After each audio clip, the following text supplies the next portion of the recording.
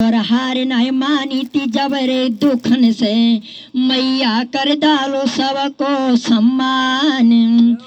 और माँ भीमा बाई के गर्भ में आए के लला भीम ने लय अवतार। अरे 14 अप्रैल सन 1891 गई थी लला मेरे ईसवी आई।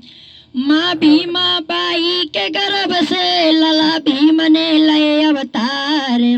बस 14 अप्रैल सन 1891 आज हमारे पूरे देश भारत में कितना बड़ा दिन बनकर तैयार हुआ। लेकिन ध्यान रखना, जिस दिन जन्म रे बहू बाबा को घर घर में हो रही रे मंगलाचार।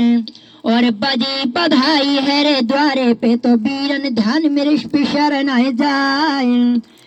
पिता इनके थे राम जी राव जी जो फौज के पद पर थे रे तैनात।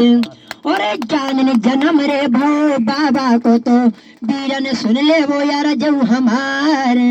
जब बाबा साहब का अंबेडकर का जब जन्म हुआ, इनके पिता श्री राम जी राव फौज की पद पर तैनात थे। लेकिन ध्यान रखना भैया, जन्म हुआ था अंबेडकर का वीरन सुनियो मेरे ध्यान लगाए। और पिता राम जी राव थे इनके प्रमोशन से गए सूबेदार आए। इनके पिता राम जी राव जी का जब प्रमोशन हो जाता है और ये फौज से एक सूबेदार बनते हैं। लेकिन ध्यान रखना भैया, और धीरे धीरे सियाने जब हो गए आंगन में भय बड़े सुकुमार। और एक एकदम ने मैया से पूछ बोलन लागे तो मैया शिक्षा को देवो भेजवाए। मैया भीमा बाई तब बोली बेटा सुन ले यार जे हमारे। और है राज्य नाय जोरे दलितन को बेटा दलितों को नाय अधिकार।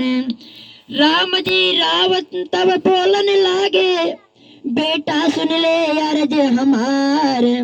और कैसे करे एडमिशन तुम्हारो लला मुको साची तुम दियो बताए।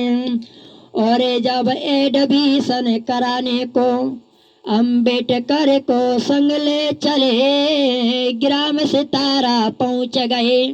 ग्राम सितारा पहुंच गए मेरे सुनो ध्यान दे के भाई रे।